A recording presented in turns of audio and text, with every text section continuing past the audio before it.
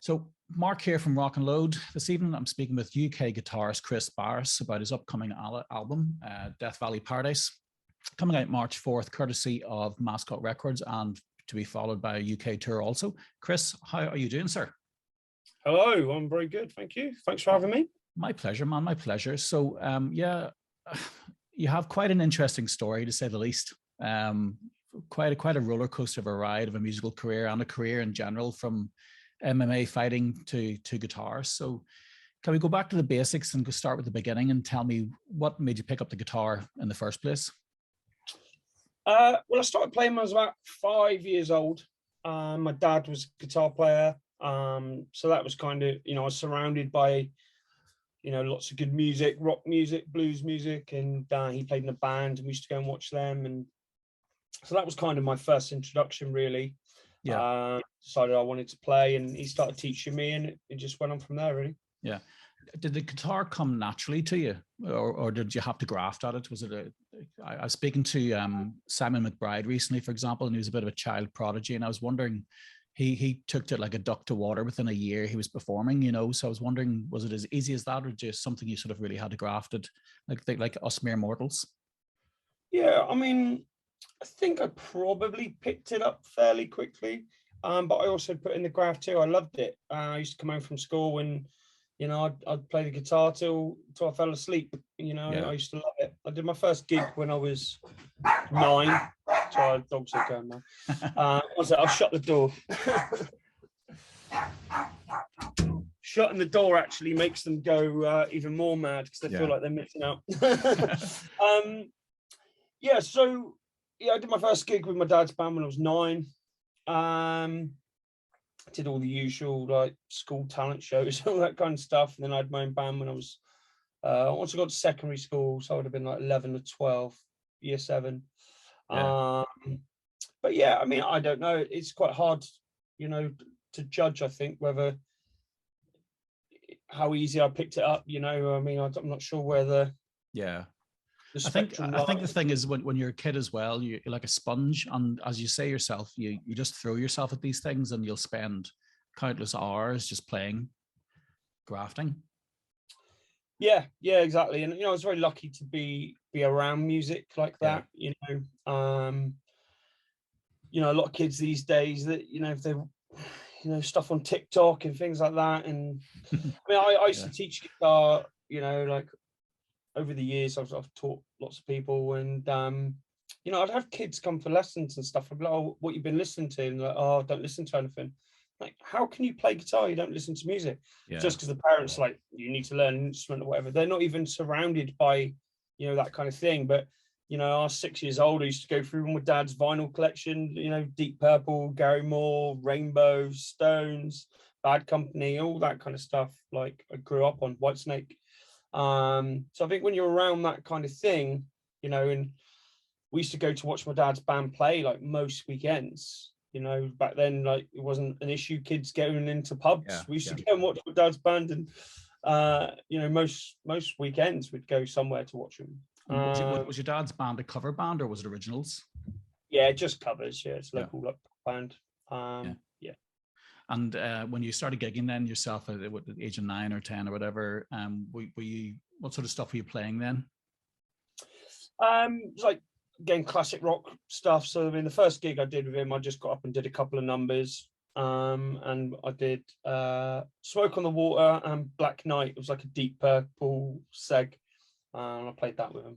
Yeah. And like, what's influence-wise then? Was it were you a shredder? Were you interested in the shredders of the guitar world, or was it more sort of melodic songwriters you were interested in? Yeah, definitely. I mean, in my teens, I got into like metal stuff, but also really got into the instrumental guitar world once like the internet came out to public.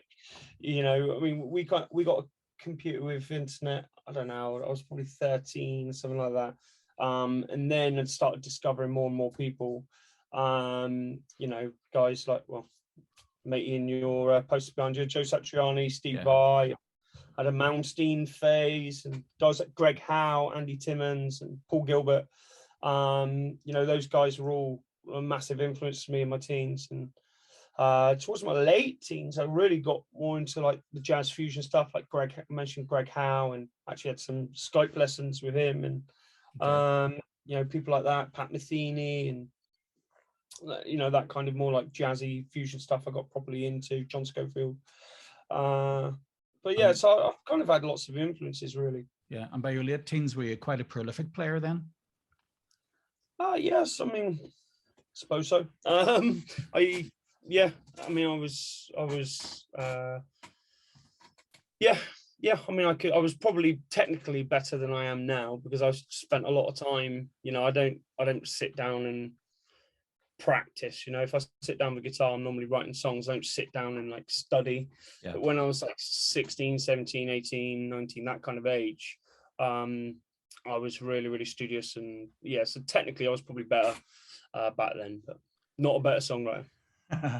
And so when did the MMA stuff start creeping into your life? Well, I mean, I always had an interest in martial arts. I did karate when I was a kid, and kickboxing, and then I had a few years off. I kind of stopped training when I was about 15.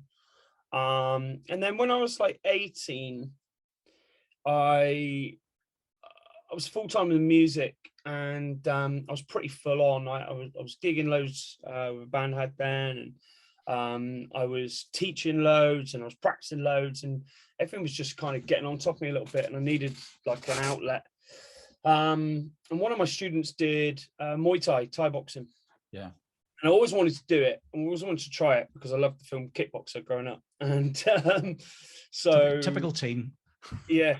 So I went along, and then I just loved it. And then 9 months later, I had my first fight, and yeah, never looked back. And kind of my music career kind of wasn't really getting anywhere.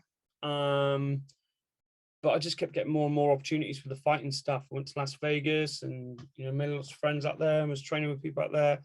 And then I went back over there several times, and Thailand, and just kind of just kept like spiraling, really. I kept getting more and more opportunities, and that's just kind of where my life went. I still carried on playing. I was playing in like pub bands and wedding bands and that kind of shit.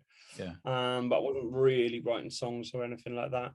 It wasn't until I stopped fighting in 2014, August 2014, I had my last fight, which was in Thailand. I won the stadium title, and and then I just kind of decided I had enough. All the dieting, the training, the sacrifices, and injuries. You know, I was starting to get a bit banged up, really, and I've been doing it for 10 years. Yeah. And then I started writing songs just because I kind of needed another outlet. I've always been like super hyperactive and kind of need things to focus my mind on as I go crazy. So I started writing songs, set up a band, and here we are. Yeah, because I was wondering about if you were still playing guitar throughout that period, especially with the Muay Thai, because obviously the discipline of learning a martial art and obviously succeeding at a martial art it's quite exceptional, and obviously trying to be an exceptional musician at the same time. Tough trying to walk those two paths. And I was wondering about injuries. Did the training and maybe the fighting, did it work against playing guitar, for example? Was it hard to try and play while sort of training physically so hard? No, it was absolutely fine. I mean, my hands were always okay. But people always say like, "Oh, weren't you worried about your hands?" It's like, yeah, I was worried about my hands, because if I broke a hand, then I wouldn't be able to train. Yeah. I'm going to punch them. So it's the same thing. If you so like, you know, you'll find like boxers and professional fighters take care of their hands, yeah, more so than anyone. You know, yeah. Wrap up, double wraps. I'd have gaffer tape round. I'd have like gel wraps over my knuckles, and you know, always like super anal on wrapping my hands, and I never had any issues. I broke my thumb once, but that didn't stop me from playing guitar. Yeah. And you sort of touched on the point that you're sort of hyper active all the time. Obviously, if you've been able to succeed at the Muay Thai, and then obviously so driven with the music as well, you must have something in your blood that keeps you going. Yeah, I guess so. Yeah, I don't really know. Like I just like to work hard. I like to focus on things. I like to achieve things, and you know, that's Does anybody you work with comment on that? Do they find that a tough thing to work alongside, or are they driven by yourself as well and the enthusiasm? I don't know. You'd have to ask them. they probably get annoyed with me.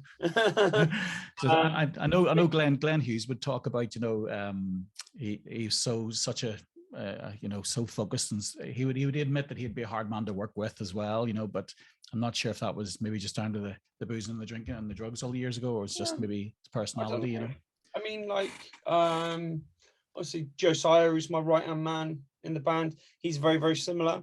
In the sense, with his production, his recording studio and stuff, he works like super, super hard. He's focused. He's always trying to get better. And we kind of got the same attitude. So that works well in the band, for instance. I don't know. I mean, I think to be able to succeed or get anywhere in the music industry, you have to be like that. I mean, now more so than ever. I mean, there's been a big shift just in the past couple of years now, with everyone being stuck at home and things, and there's a lot more of an expectation now from musicians to almost be like a social media influencer. You see me posting stuff like that, and so you've got to be hardworking, and you've got to be constantly trying to improve and working on yourself and working on things. Otherwise you just won't get anywhere in the music industry. Yeah, I suppose it's true of many things in life, and unless you put the graft in, you're not going to reap the rewards. You can't sit back and wait for things to fall into your lap. So you just got to get the head down and keep doing good work, don't you? That's it. Yeah. And so you said it was about 2014, 2015 when you started to move away from the Mai Tai, was it? That's when I stopped fighting. August the 21st, 2014, I think it was. And August the 20th it was, actually. August the 20th, there you go. I stopped fighting then, but I was still coaching. I was a part owner in a gym, 2 gyms, and I was coaching fighters. I was personal training lots of just everyday people that wanted to use fighting as a way to keep fit, and so I carried on doing that for up until April 2018, which was around about the time I joined Supersonic Blues Machine, and everything was just getting very, very busy for me, and I was away more than I was at the gym, and I kind of spoke to my business partner and was just like, look, I'm gonna have to step away. So I did, and I'm completely out of it now, sold my shares and things like that. But so for a few years after I stopped fighting, I was still coaching all the time, and we had a super successful fight team.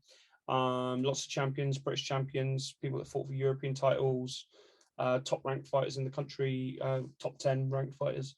So I was still doing that, but then it just got to the point where I had to make a decision, really, and I went with music. Yeah. And when did you really start focusing again on the music then? So it must have been in those years just between when you stopped the fighting and up to 2018, because it was Christmas 2015. No, Christmas 2014 into 2015. And I had like a little studio where I used to teach guitar, and I just started, I don't know what it was. I guess it's just I needed an outlet because I wasn't competing anymore. I kind of just needed somewhere to channel things, really. I could no longer channel it into whacking things. So I just kind of sat down. I just started writing.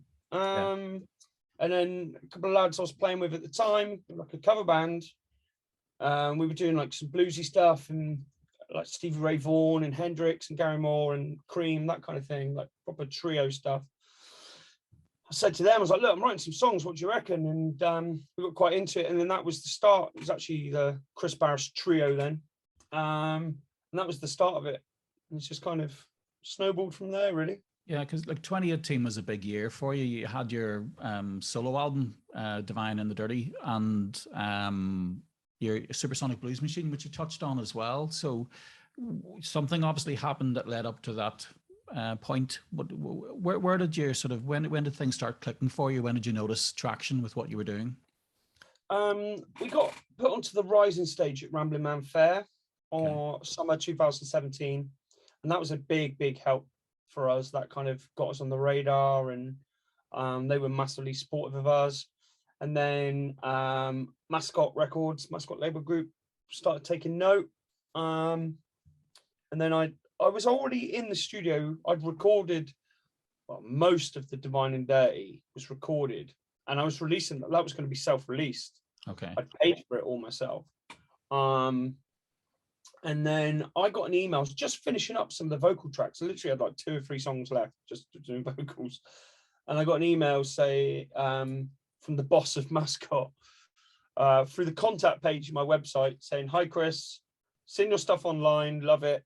Are you signed?" Ed Van Zy's the owner of Mascot Label Group, you know, bands like Blackstone Cherry, Beth Hart, Joe Bonamassa, Kenny Wayne Shepherd. Big deal. Used to have Volbeat, and I thought it was a wind-up, and I sent it to my manager at the time and said, "Look, do you want to follow this up?" I was like, "I think it's a joke. Someone's just having a laugh." And then he phoned me back later and was like, "Nah, it's not a joke. This is real." And then a couple of days later, I had an offer on the table and they're signed. And, you know, those guys have been fantastic. And that's kind of, that was like autumn, like November kind of time, 2017. And that's kind of where things, you know, started getting moving. Yeah, Mascot seem to be a brand that really are making a mark, especially in the guitar scene, you know, as you say, between southern rock bands like Blackstone Cherry, you know, Beth Hart, Joe Bonamassa, and then the shredders now, Satriani and Malmsteen, etc., Eric Gales. Gilbert, oh yeah. Yeah, so like they're making serious waves in that sort of genre. It's great to see somebody championing it, really. Yeah, definitely. And that, you know, just a great bunch of people. They all love music, and yeah, this is a good team to be part of. Yeah, and I suppose that's an important thing as well. You mentioned that word team, that nobody really gets to where they are in a music career without having a team of people around them that are supportive and obviously know the way to navigate the industry really as well. Yeah, definitely. Yeah.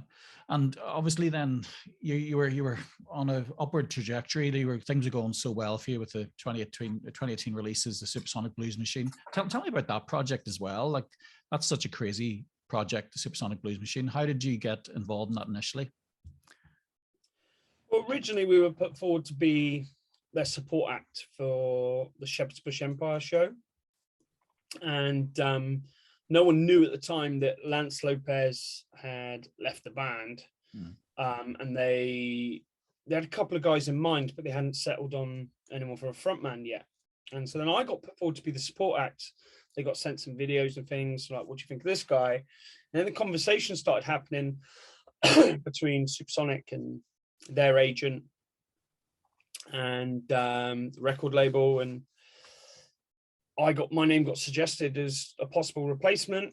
And then we had some phone conversations. I went out to LA, jammed them for a week, and had some tequilas with Billy and Fab down on Sunset Strip. Yeah. And yeah, the rest, they say, is history. And we did a tour that year. And so, yeah, I got put forward to be the support act at Shepherd's Bush, and that ended up being my very first gig with the band. So it's crazy. Yeah, it was amazing. And obviously, I'm sure, like the Billy Gibbons as well, a musical hero, no doubt, of yours, because it's just an absolute legend within the industry. Yeah, exactly. And he's just such a great guy. Like, he loves music so much. Like, you know, he doesn't do it for the money. He doesn't need money. Bumperies out of that. You know, he just loves it. He's been at the top of the game for 50 years, you know, and he still loves it, and he's still out there doing it all the time. Like, crazy. Yeah, very inspirational guy. Great to hang around with. I'm sure he's got some stories to tell. Yes, he does. And obviously then, as things were on the way up, 2020 arrived, the year that never was. So, like, how did that impact you? Yeah, well, I mean, I toured with Beth Hart at the start of 2020. So I had, you know, we did like the Apollo in London, and went over and did a couple of nights in Paris. And that was end of Feb. I think it was like was it a leap year? Can't remember. It was either the 28th, 29th of Feb, and then the 1st of March that we were playing in Paris. And that was when like the news started circling, and we were like, oh, there's virus and stuff. I remember I was out there and I was like shaking hands and having photos taken. It was like 2,000 people, 3,000 people a night, whatever it is, the Olympia. And yeah, and then we went back, and then that's when shit started getting real. And I was supposed to be back for a week, and then we were going off on a headline tour in Europe. But Italy was one of the first hit places with COVID. And they shut things down really, really quickly before the rest of the world really cottoned on. We were all kind of like, oh, what's this thing? You know, it's just going to blow over. But they didn't. They really hammered down, and all our Italian shows got cancelled. And we had like 3 or 4, but it was over the span of a week. And there was a couple of days off either side. And it just meant that I had like a 10-day, 11-day gap in the middle of the tour. And as it happened, like the Italian shows, you know, financially were much more beneficial to the tour than some of the other countries, and it just meant I could no longer afford to do the tour. So we pulled the plug. And I remember speaking to the German promoters or German agent, whoever it was, and they got really arsey, like, you can't cancel the tour. Why are you canceling? This is crazy. Like, you're going to blow this up into a bigger thing than it is. Yeah. And we're like, oh, don't give a fuck. You have to pay us more money. Like, I can't come over and do your shows for, you know, naff all, when the shows that were paying us decent money have gone. Like, I can't afford it. I can't afford to, you know, chuck in. I just didn't have the money to pay for us to be able to do that. Yeah. And so we cancelled. And then, yeah, a week or 2 later, obviously things went mental. And yeah, it was a weird time, obviously, like it was for everyone. You know, for me, it was, you know, I can only speak of my personal experience, and that was kind of felt like, you know, we'd got so far and things were really, really moving. And then the thing I didn't like was the uncertainty. We didn't know when it was going to come back. Yeah. We didn't know what was going to happen. And, you know, even if we'd ever get to do it again.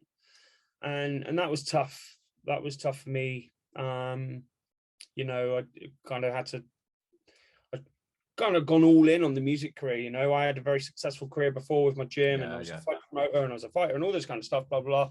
I gave it all up to try to become a rock star, and then you know, so yeah, it was really, really tough. And you know, I had to kind of make some decisions, and kind of had to think, like, you know, and it was a very, very real possibility that I was just going to jack it in and just go and do something else, like, because I need to earn some money. And luckily, you know, I found a way to try and make some money on the side to try and keep the band going, and that's where we are now. And you know, I look back and I probably think, actually, the time off, if I had to take a positive from that era, the time off gave me the time to really focus in and concentrate on the songwriting, which I wouldn't have been able to do with the touring schedule we had planned for 2020. Once we had Europe, we smacked into festival season, we're all over the shop with that. Then we would have been touring with Black Stone Cherry. Then it wasn't announced that time, but we would have gone onto our headline tour a few months after that. The one that's happening now got rescheduled in a couple of weeks' time, got rescheduled 3 times before it got announced.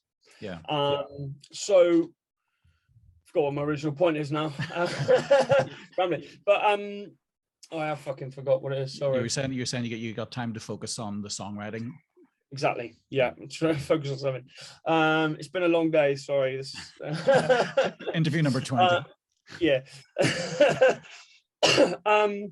Yeah. So, you know, some songs I rewrote like 5 or 6 times, and you know, which isn't always a good thing, but in this instance it was. Every time it got better, and I really refined it. But you know, maybe if I didn't have that downtime, we would have settled on the 2nd or 3rd take. Do you know what I mean? And that would have been like, oh yeah, this song's cool, it's done. So yeah, I mean, if I had to say there was a positive, it was that, really, that I had the time to sit and really work on the songs, and it's interesting. Maybe a new headspace as well. To, you know, obviously I battled a lot with like mental health things, and you know, that kind of gave me a different perspective for some of the songs. Yeah. It's interesting. You were touching on, obviously, the reality of being a musician in 2022, 2019, 2020, 21 is all the same these days. And obviously the financial pressures that you found yourself under due to the pandemic, because people will always assume that you guys are just like going back to your houses tonight and rolling on beds of money. But you know, but you know, the modern musician, as you say yourself, is like you graft so hard to get anywhere, and unless the touring's happening, but really because there's no money anywhere else these days. And no, if you're not touring, you're not earning, and that's the problem. I was okay for a little while because some of the tours we had done, I had some PRS money come through, and it meant I was okay for like the first few months, whatever. Then after that, I mean, I was teaching guitar and I was doing some other bits, and just what can to survive, really, you know. And and as you said yourself, then there's the mental health side of it as well, where all of a sudden the world that you knew and the person that you were is sort of pulled out from underneath your feet, sort of thing, and you're all of a sudden, it's like, who am I? You know, now that I'm not a touring musician, full-time musician, you know, like, who am I, and how do I get my day in, or get my week in, a month in? Yeah, that's right. You know, and for me in particular, I always like to have goals. I always like to have things that I'm working towards. And you know, with all the uncertainty and not knowing what the fuck was going on, I found it really hard to do that. Once we knew that we were going to be doing the album, and we'd spoken to Dan Weller, the producer, and that was all set and it was booked, for me, I was like, that was just what I needed, because things were getting moving again, and that was like a big turning point for me. If we didn't get the album recording in, then fuck knows where I'd be now. Yeah, and it's great time to talk about the album. So Death Valley Paradise is coming out March 4th. So when was it actually recorded then? We recorded it, it was sunny, I remember that much. I think May last year. I think it was April, May last year. Yeah. And you spoke about the producer Dan Weller. Not a producer, obviously. You would have, I would have put in my head working with yourself, because he's worked with the likes of Shikari and Bury Tomorrow, etc. So more of a metal vibe. But I suppose if you have a metal history and metal in your blood from your teen years, you're probably enjoyed working with somebody like that. I mean, he's definitely. But he's like super versatile, because you know, you take Bury Tomorrow, which is a pretty heavy band, and his own band SiKth as well. And probably like tech metal stuff, proggy, genty things, and then Shikari, you know, it's pretty poppy, electronic kind of stuff. And then he's also worked with Monster Truck as well, and so I mean, it's just he's amazing. Like he really got my vision with the album and made it a reality, and some. Like, you know, he brought a lot to the table. He's a great guy to work with. Really helped. I wanted to have a nice modern sound. I wanted it to be, you know, big, modern. I wanted to experiment with different guitar tones. I wanted to experiment with, you know, using samples, using, you know, different kind of programming, synths, and different sounds, you know, different soundscapes to really come up with something that we hadn't done before. Because you know, I don't want to be one of these people that just churns out the same thing album after album. You know, you get it in the blues world, guys that do 10 albums and that, you know, 12 songs of fucking 3 chords every song, and they do that. You know, and it's just, I just don't want to do that. You know, there's a lot more to like what I do. And out of curiosity then, so like do you like the challenge of working with somebody new each time, or would you like that relationship in a way? Some people, like say Bonamassa, would work with Kevin Shirley religiously. Do you like the idea of mixing it up and being challenged by somebody different? Yeah, I mean, I think mixing up is good. I mean, obviously we're super lucky. I mean, Josiah, who produced the first 2 out, Divine Dirty and Light It Up, you know, he's in the band. So, you know, it was nice for him to actually just be a band member, and you know, he's still got producer type ideas, but didn't have to have like full on producer brain on, you know. So quite lucky having a guy that thinks that way anyway in the band, because that helps mold things. But him and Dan get on super well and see a lot of things the same way. And I mean, I'd definitely like to work with Dan again.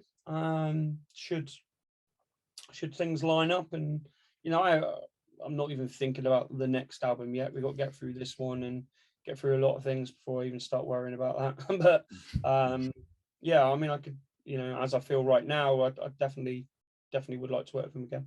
Yeah, and you've got the UK tours coming up pretty soon as well. I'm sure you're looking forward to get back out again and actually just physically playing in front of a crowd. Yeah, I can't wait. I mean, you know, it's why I started the band in the first place, because I wanted to play my own songs live to, you know, people that wanted to hear them, and that was a big thing for me. That's why I started the band, and you know, not being able to do that it's been like losing a leg. You know, I really can't wait to get back in there. I mean, we did the Blackstone Cherry Tour, which was great, but when you're a support band, you know, you're kind of fighting to win over the crowd and get new fans. But when it's like a headline show and people have paid their hard-earned money to see you, that's just a whole different ball game. It's such an amazing feeling, and you know, people knowing all the words to your songs and singing back. I just love that, and I can't wait to have that again. Yeah. 2 weeks. Yeah, exactly. Yeah, it's just a stone's throw away now.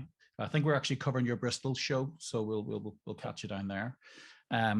I actually caught you in Belfast. I can't remember when that was. I should have probably checked the date. I'm sure it must have been 2019. 2019, yeah. Yeah. In the Empire in Belfast. And I have to say, man, I was obviously, sometimes I go to a show to see somebody live, and I don't like to research them too much because I want to get that full live experience first time around. And I was so impressed by the performance that night.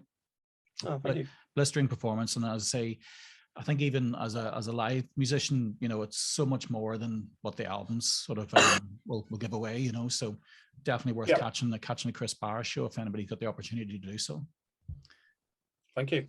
Appreciate it. And so the album drops very soon. I'm sure you're excited about that. Yeah, I can't wait. You know, first started writing songs for this in 2019. Yeah. Autumn 2019. So it's been a lot of work. It's been a long time coming, and you know, all the singles that we've put out so far have been like really, really well received. So yeah, I just can't wait for people to hear the full album. Yeah, and tell me a little bit about the gear that you use. You use SiKth Bacchus guitar, is that right? Yeah, I've got a couple of custom-made guitars that SiKth's done for me.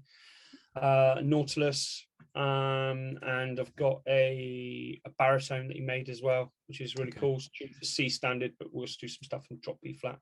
Yeah, and what would you describe that guitar? I say your main guitar that you use. Is it like a Les Paul-ish style sort of guitar? It's big mahogany, is it, or? Oh, here we go. So it is. It's ash, but it's chambered. Oh, right. Okay. Chambered body, maple top, mahogany neck with an ebony fingerboard. Got bare knuckle pickups in it. If I had to liken it to anything, it would be more like a PRS than a Gibson. Okay. But it's very much its own guitar, and you know, I picked absolutely everything on it. What about the fretboard radius? What sort of radius do you play with? There you go.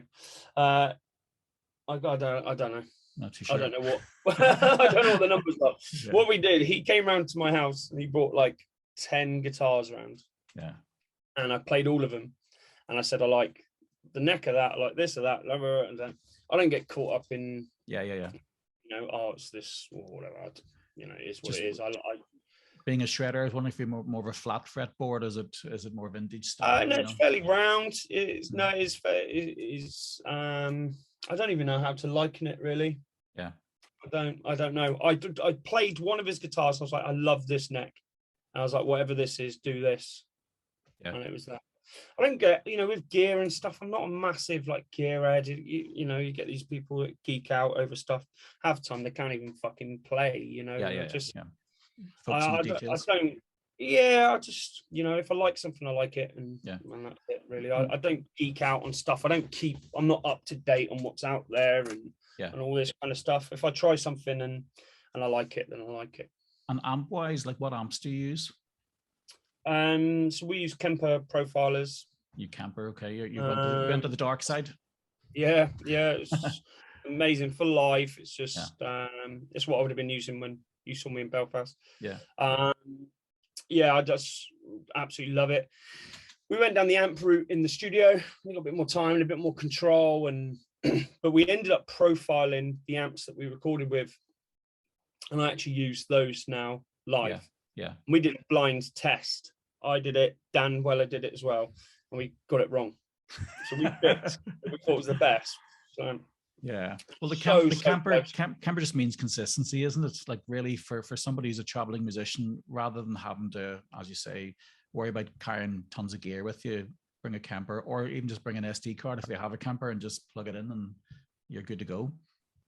Yeah, that's right. Listen, again, Kris, thanks for your time. Lovely talking to you, and obviously best of luck with the new album. Again, Death Valley Paradise, dropping March 4th, courtesy of Mascot Records. Kris Barras. Cheers, Mark. Thanks for having me along. Pleasure, man. Talk to you soon. Take care. Nice one. Cheers, buddy. Thank you.